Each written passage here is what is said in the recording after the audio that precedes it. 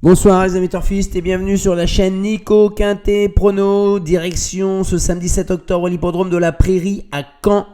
On va assister d'abord au débrief de ce vendredi soir. Je vous fais la vidéo alors que le Quintet Plus du vendredi soir est réalisé. On voit la tête du caissier une nouvelle fois. Je vous donne un beau tiercé des ordres. Il fallait aller chercher Gibolet de Mars, deuxième à 60 contre 1. Et malgré ça, pour ceux qui jouent en quintet, on a un bonus 3 à 7 euros. Donc c'est quand même assez misérable. Vivement la réforme du quintet plus, même si ça ne va pas amener grand chose, j'ai l'impression. Avec le retour du bonus 4 sur 5 là, qu'on aurait pu avoir ce soir, effectivement. Ian Mi, malgré 2 fautes dans le parcours, il vient gagner facilement. Il avait de la marge. Il n'était pas si loin, il n'a pas trop été pénalisé par sa faute et son mauvais départ. Gendrien a fait 2 fois aussi la faute dans le parcours et il vient finir en boulet de canon mais à la 5e place. Giant Chief, 2 années de suite, Nivard-sous-Loire, je les déteste, il rentre depuis 8 mois, il court 4 fois dans l'année, il vient casser les jeux là, dans un quintet. Elio de KO, bien sûr, qui était un peu le coup sûr dans le quintet, on va dire, hein. Bon, c'est bien de voir la tête du caissier, comme on dit. C'est très très important, hein. Il y en a plein qui n'ont pas joué de Gibolet de Mars et qui vont devoir mettre la main à la poche demain matin. Soyez prudents dans vos mises. Allez, c'est parti. Donc on est à Caen sur une course pour des 6 à 9 ans qui n'ont pas gagné 410 000 euros. Recul de 25 mètres à 200 000 euros. Ça veut dire que c'est quand même des chevaux qui sont très confirmés. Ils seront 10 au premier échelon et seulement 6 au deuxième échelon, au deuxième poteau, à 25 mètres. Et notamment au deuxième échelon, on a des chevaux qui sont pas très bien engagés au gain, en cours de préparation. Donc priorité quand même au premier échelon. Priorité au premier échelon. Voilà. Une course assez limpide, hein, avec la synthèse de la presse. On voit quand même que jusqu'au 7e favori, il est cité 10 fois. Donc derrière, c'est des miettes, quoi, hein, ça va se jouer là. D'ailleurs, je vais vous interdire pas mal de chevaux. Le 8, le 11, le 13, le 15 et le 16, pour moi, ne feront pas l'arrivée demain. Ça résume la course pour moi donc à 11 chevaux au lieu de 16. Hein. On va faire le papier avec ça. Alors, on y va. Ma base gagnante pour demain, c'est bien sûr le 3, Happy Danica, une jeune jument de 6 ans. Ça fait partie des plus riches. Elle part en tête. Elle est hyper régulière, hormis une disqualification de la 5e place après enquête parce qu'elle avait passé le poteau au galop. Elle a toujours figuré à l'arrivée cette année. Je la pense capable de remporter cette victoire qu'il a fui depuis le début de l'année, hein. Elle avait gagné une fois. Avec la drive de Antoine Garando, l'aptitude au parcours, la corde, elle est un peu moins bien corde à droite que corde à gauche. Bon, c'est un parcours qui n'est pas forcément un parcours exclusivement de vitesse. Il va falloir la tenue parce qu'on connaît, hein, quand c'est corde à droite, on démarre au début de la ligne droite, on fait cette ligne droite qui sera la ligne droite d'arrivée finale, une grande boucle, une grande ligne droite, une grande boucle, un grand virage et on est de nouveau dans une ligne droite. C'est un parcours qui est très coulant, très roulant.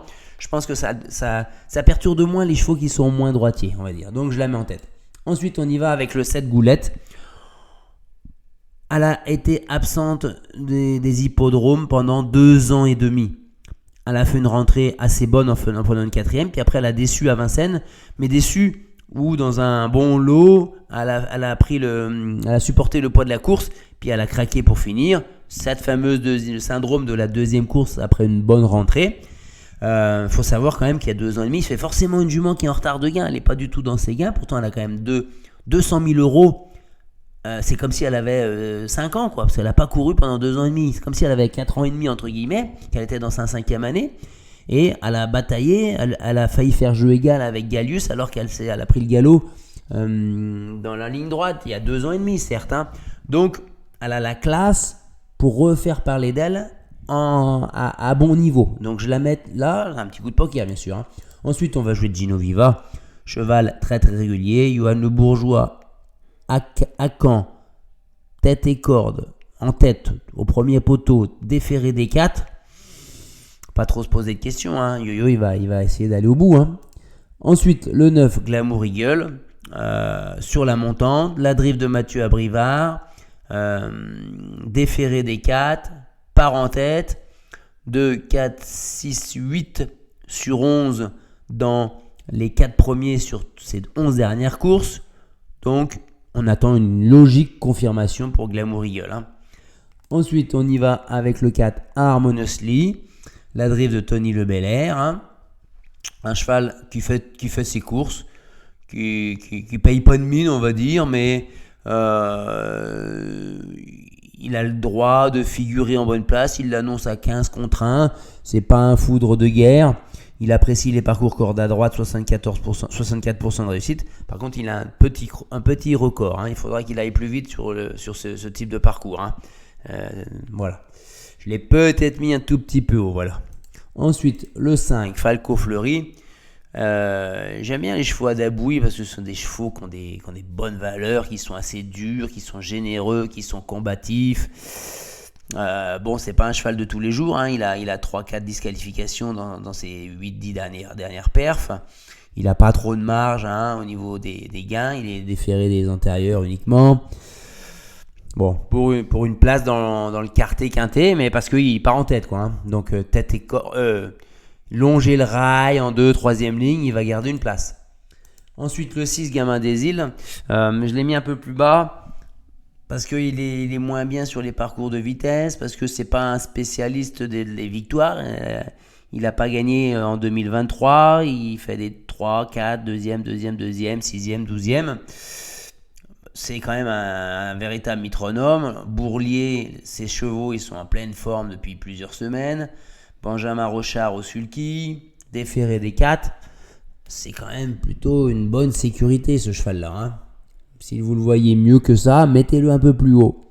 Mais vous connaissez, moi, j'aime pas mettre les 2 favoris très très haut. Donc, je l'ai mis un peu plus bas. Ensuite, on finit notre pronostic avec le 12, Falco des Rochers. Je l'aurais mis plus haut. S'il avait un peu plus il avait été un peu plus confirmé dans sa condition physique. Parce que corde à droite, c'est son dada. Il est à 73% de réussite corde à droite. Il a un record de 12,9 sur les parcours de vitesse. Donc ça veut dire que il a un tout petit peu de marge pour rentrer dans le quintet quand même. Mais on le sait que on a beau être prêt à Caen, si devant ça, il n'y a pas de temps mort devant, il démarre le dernier virage de la ligne droite trop loin de la tête pour espérer la victoire. Le regret, ça sera le 14 Étoile de Kenny avec David Thomas, même si elle n'est pas dans un mode course, mode compétition absolue. Est-ce que je vous ai mis mon béton? Bien sûr, Rapide Annika, confiance, 3,5 sur 5, le copain Gino Viva, et enfin le coquin Velcote, le coup de poker, Goulette, la déception Eden Texas. Fautif, vient là, non pas par hasard, mais bon, je crois qu'il le met dans... J'ai peur de vous dire une bêtise, mais je crois qu'il le met dans le même bus qui file de Bussy. Mais il vient pas pour Eden Texas, Loris Garcia. Et on y va, nous, pour le prochain Quintet Plus, dimanche 8 octobre. Et le Quintet aura lieu le lundi à Enghien, les amis. À très bientôt, au plaisir, abonnez-vous.